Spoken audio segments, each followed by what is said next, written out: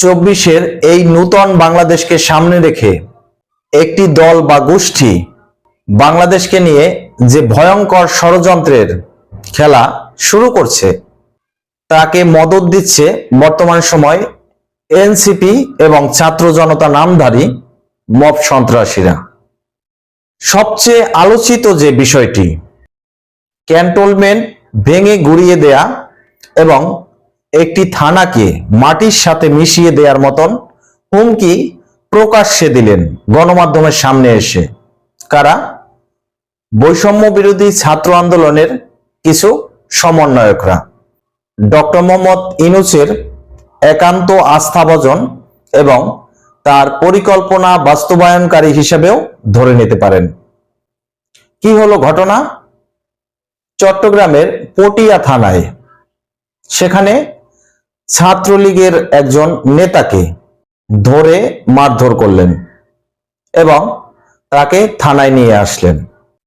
থানায় নিয়ে এসে থানার ওসিকে এক প্রকার জোর জবরদস্তি শুরু করলেন যে তাকে এখনই গ্রেপ্তার করতে হবে।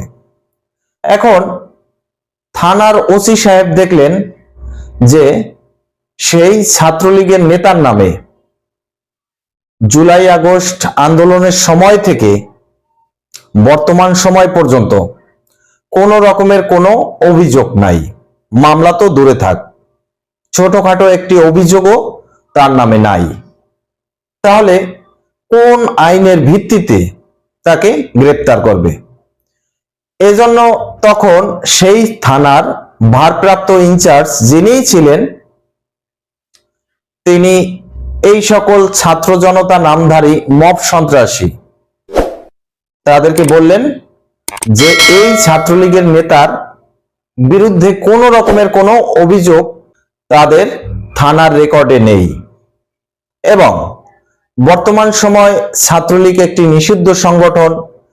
সেই সংগঠন নিষিদ্ধ হওয়ার পরেও ছাত্রলীগের বা আওয়ামী লীগের কোনো রকমের কার্যকলাপের সাথে এই ছাত্রলীগ নেতার কোনো রকমের সম্পর্ক নাই এবং তার নামে টোটালি কোনো একটা অভিযোগ নাই। তাহলে তাকে গ্রেপ্তার করতে তারা অক্ষম। এই কথা বলার পরে সেখানে বসে পুলিশ এবং এই বৈষম্য বিরোধী ছাত্র আন্দোলনের যে সকল মব সন্ত্রাসীরা আছেন তাদের ভিতরে এক প্রকারে মারামারির একটা অবস্থা সৃষ্টি হলো এবং সেখানে কিছু পুলিশ সদস্য আহত হলো এবং এই বৈষম্য বিরোধী ছাত্র আন্দোলনের মব সন্ত্রাসীরা তারাও খানিকটা আহত হলো এবং ছাত্রলীগের সেই নেতাকে সেই থানার পুলিশ কর্মকর্তা এবং থানার সকল স্টাফের সামনে লোহার রড পাইপ দিয়ে যেই নির্মম নির্যাতন করলেন তাতে 24-এর স্বাধীনতার প্রেক্ষাপট বর্তমান সময়ে বাংলাদেশের পুলিশ, জনগণ, ভিক্ষুক এবং বৃত্তশালী সবাই বুঝতে পেরেছে। তো এবারে আসুন, কেন পুলিশ বর্তমান সময় বাংলাদেশের জনগণকে নিরাপত্তা দিচ্ছে না?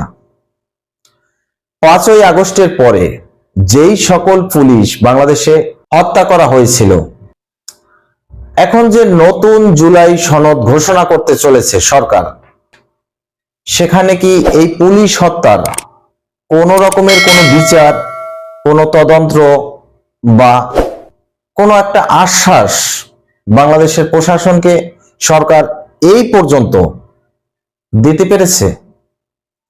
কেন বাংলাদেশের প্রশাসন বাংলাদেশের জনগণকে নিরাপত্তা দেবে? গেল এক। দ্বিতীয় হলো ধর্ষণ। বর্তমান সময় ধর্ষণ বাংলাদেশে একটি ব্যাধিতে পরিণত হয়েছে। কিছুদিন আগে একজন ছাত্র সমন্বয়ক সুকর্ণ মারিয়া তাকে সেই সদরঘাটের বুড়িগঙ্গা নদীতে একটি লঞ্চে বসে ধর্ষণ করার চেষ্টা করেন। তখন সুকর্ণ মারিয়া সেই ধর্ষণের হাত থেকে বাঁচার জন্য নদীতে ঝাঁপ দিয়ে নিজেকে বাঁচানোর চেষ্টা করেছিল কিছুক্ষণ পরে পুলিশ তার মৃতদেহটি উদ্ধার করল। এর পরবর্তীতে দেখা গেল কুমিল্লায় ঘরের দরজা ভেঙে এক হিন্দু গৃহবধূকে গণধর্ষণ করে সেই ভিডিও সামাজিক যোগাযোগ মাধ্যমে ভাইরাল করে দিল। এবং বলে রাখা ভালো, কুমিল্লার ধর্ষণ সেটিও এক বিএনপি নেতা করেছিল। অপরদিকে ভোলায় বিএনপি অপর এক নেতা, তিনি চাঁদা আদায়ের জন্য এক নিরীহ গ্রামবাসীকে তারই বসতবাড়ি থেকে তুলে নিয়ে আসলো এবং তাকে রাতভর বেঁধে রেখে ব্যাপক মারধর করার পরে সকালবেলা তার স্ত্রী যখন তাকে ছাড়িয়ে নিয়ে যাওয়ার জন্য সেখানে এসে তাদের কাছে অনুরোধ করলেন, তখন তার স্ত্রীর কাছে 4.5 লাখ টাকা চাঁদা দাবি করলেন। সেই চাঁদা না দিতে পারায় তার স্বামীর সামনে তাকে উলঙ্গ করে সেই বিএনপি নেতা এবং তার সাঙ্গপাঙ্গ যারাই ছিল তারা গণধর্ষণ করলো। ধর্ষণের পরে সেই লোকটির স্ত্রী 2-3 বার আত্মহত্যার প্রচেষ্টা করলেও এলাকাবাসীর প্রচেষ্টায় সেই লোকটির স্ত্রী এখনো জীবিত আছে। তো এটা হলো নতুন বাংলাদেশের দ্বিতীয় প্রেক্ষাপট।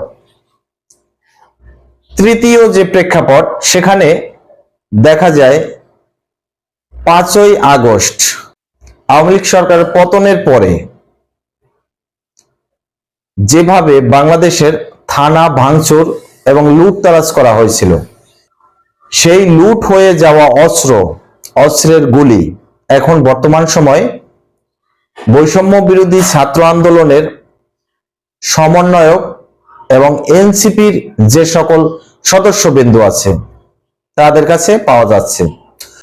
ইতিমধ্যেই আপনারা এই বিষয়ে অবগত আছেন যে আসিফ মাহমুদ সজীব ভুঁইয়া বিদেশ যাত্রাকালীন সময় ঢাকা এয়ারপোর্টে তার ব্যাগে গুলি ভর্তি ম্যাগাজিন পাওয়া যায় এবং স্বরাষ্ট্র মন্ত্রণালয় থেকে এক বিবৃতি দেওয়া হয়েছে এবং আসিফ মাহমুদ তিনি নিজেও তার ভেরিফাইড ফেসবুক পেজে বিবৃতি দিয়েছেন।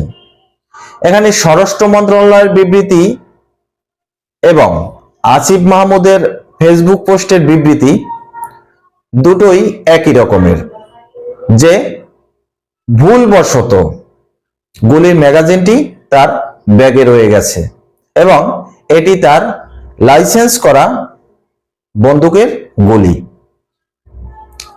আরো একটি ম্যাগাজিন তিনি বাসায় রেখে এসেছেন, কিন্তু এই ম্যাগাজিনটি ভুলবশত তার ব্যাগে রয়ে গেছে।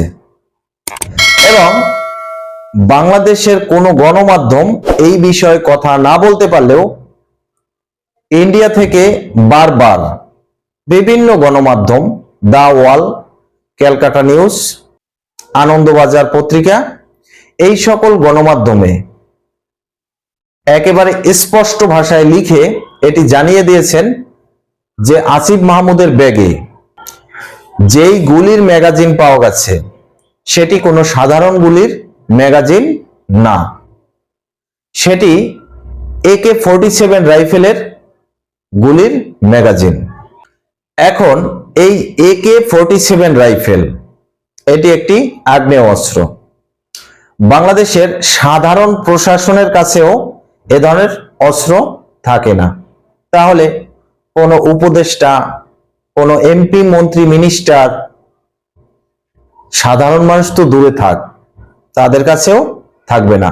প্রশ্ন তো এখানে অবশ্যই উঠবে যে AK-47 এর গুলির ম্যাগাজিন কিভাবে আসলো আসিফ মাহমুদের ব্যাগে। এবং সবচেয়ে বড় যে আলোচিত বিষয়টি সেটি হলো, দেখতে দেখতে সেই জুলাই মাস আবার চলে আসলো এবং এই জুলাই মাসের আন্দোলন শেষে 5ই আগস্ট আওয়ামী লীগ সরকারের পতন ঘটে। তো দেখতে দেখতে প্রায় 1 বছর চলে এসেছে। এখন সরকার এই জুলাই আগস্টের যে ঘোষণাপত্র বা দলিল সেটি প্রকাশ করতে চলেছেন। এখন জুলাই আগস্টের ঘোষণাপত্র প্রকাশ করার সাথে সাথে বাংলাদেশের ৭২-এর সংবিধান বাতিল হয়ে যাবে। জুলাই আগস্টের সেই সংস্কার বা সনদটি এমন ভাবে লিপিবদ্ধ করা হয়েছে যেটা প্রকাশ করার সাথে সাথে বাংলাদেশের ৭২-এর সংবিধান টোটালি অচল হয়ে যাবে। যদি সংবিধান অচল হয়ে যায়, সেখানে রাষ্ট্রপতি শাহাবুদ্দিন চুপ্পু তিনি ভ্যালুলেস এবং এমন প্রেক্ষাপট তৈরি হবে যেই প্রেক্ষাপটের ভিত্তিতে সেনাপ্রধান ওয়াকারুজ্জামান ৫ মিনিটও তার ওই পদে বহাল থাকতে পারবেন না।